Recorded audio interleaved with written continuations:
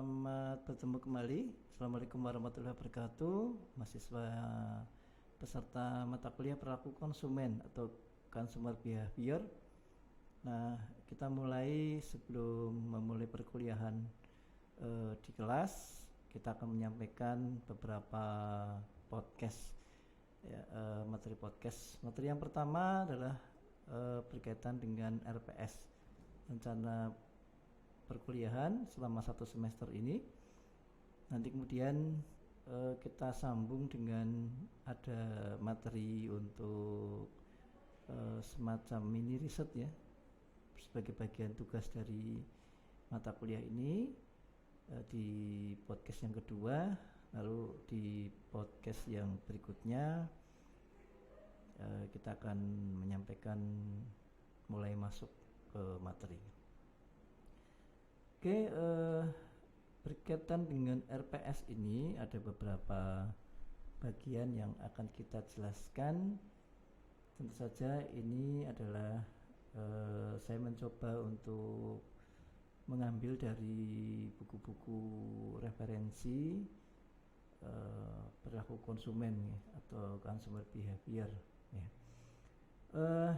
Di bagian pertama, sebagai layaknya sebuah materi, ini materinya adalah berkaitan dengan pendahuluan. Nah, di dalam pendahuluan kita akan membahas mengenai faktor-faktor yang mendorong atau faktor-faktor yang ada di konsumen dan faktor-faktor yang menyebabkan kenapa kemudian kita harus mempelajari tentang perilaku konsumen ini. Nah, sebut saja materi ini kita sebut sebagai subjudulnya adalah sub bagian pendahuluan atau berkaitan dengan keanekaragaman konsumen. Kemudian bagian kedua kita mulai masuk ke materi. Lingkup besarnya kita akan memperhatikan atau mendalami sisi konsumen sebagai individu. Nah, ini artinya saat kita mempelajari tentang perilaku konsumen, itu dimulai dari konsumen yang bersangkutan, konsumen sebagai individu, dan nanti kemudian konsumen sebagai dia di dalam lingkungannya, gitu ya. Karena bagaimanapun juga, ya, bahwa perilaku yang muncul di konsumen itu bisa berasal dari dirinya sendiri, ya, dan juga dari lingkungan di mana dia berada, ya. Nah, ada 5 bab yang akan kita bahas dari bagian yang kedua, konsumen sebagai individu, yaitu yang pertama adalah motivasi konsumen. Kita akan bahas itu di pertemuan sendiri, kemudian kepribadian, kemudian persepsi, kemudian pembelajaran dan sikap. Lalu dilanjutkan dengan pembahasan yang berikutnya adalah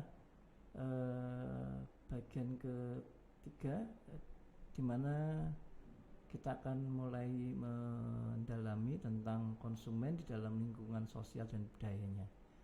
Tentu saja berkaitan dengan lingkungan sosial dan budayanya ada 3 referensi, yaitu kelompok rujukan dan keluarga, kemudian kelas sosial dan budaya, ya. Itu secara global materinya. Kemudian pertemuan demi pertemuan kita rencanakan, kita agendakan, tentu saja dari 14 kali pertemuan, ya. 14 kali pertemuan ada materi-materi tadi sudah harus tersampaikan. Kemudian kita sisipi sekalian, ada tugas yang nanti tugas ini akan yang pertama tentu saja akan menjadi bahan penilaian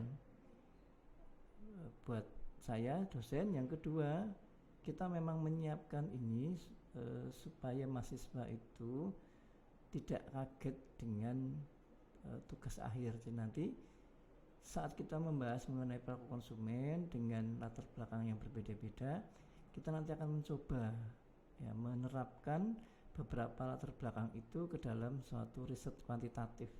Kita akan menggunakan latar belakang konsumen itu sebagai variabel penjelas di dalam suatu penelitian kuantitatif, ya. Ini seperti ini, ada motivasi, ada persepsi, ada kepribadian dan sebagainya. Ya, nanti kita akan bahas mengenai itu. Dan pertemuan yang pertama pendahuluan, kemudian yang kedua mulai keanekaragaman, pertemuan ketiga motivasi, pertemuan keempat presentasi mahasiswa progres 1. Ini adalah bagian dari yang tugas-tugas yang mudah-mudahan insya Allah ini akan menjadi outputnya itu adalah atau hasil pekerjaan ini itu sebagai pengganti tugas akhir. Ya mudah-mudahan kalau ini akan terlaksana dengan baik, itu nanti kita akan laksanakan. Jadi tugas akhirnya kemungkinan, ini baru kemungkinan ya. Artinya rencana saya seperti itu. Ya mudah-mudahan ini bisa berhasil. Kita akan untuk UTS tetap ada, tapi untuk UAS mengganti UAS karena Anda sudah bersusah payah membuat progres ini, membuat tugas ini sebagai apresiasi ke Anda sekalian. Nanti kita akan itu wujudkan sebagai nilai ujian akhir semester. Ya.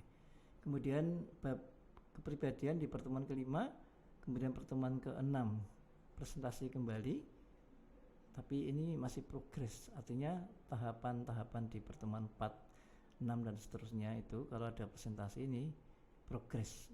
Saya katakan progres bahwa ini nanti tidak harus sempurna terlebih dahulu ya. Nah, namanya masih belajar, tapi kan ini semester 4, sebentar lagi Anda sudah masuk di semester 5, semester 6, sudah masuk di pekerjaan tugas akhir.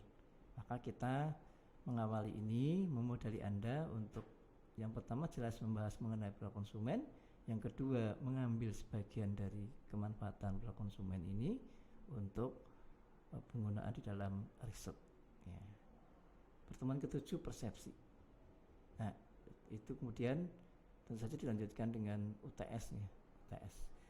Nah, setelah UTS kemudian ada materi yang berikutnya di pertemuan ke-8, pembelajaran konsumen, sikap konsumen, kelompok rujukan dan pengaruh keluarga, kelas sosial, budaya, yang ini semuanya adalah bagian dari lingkungan tadi, individu di dalam lingkungan mereka. Kemudian di pertemuan ke-13, ke-4, 14 ya, sebelum UAS, ini progres ketiga dan progres keempat. Harapannya ini sudah 80%, 90% dari tugas yang dikerjakan di awal-awal semester. Ya. Oke. Itu mengenai rancangan pembelajaran di semester ini untuk mata kuliah customer behavior. Oke, terima kasih. Kita akhiri. Wassalamualaikum warahmatullahi wabarakatuh.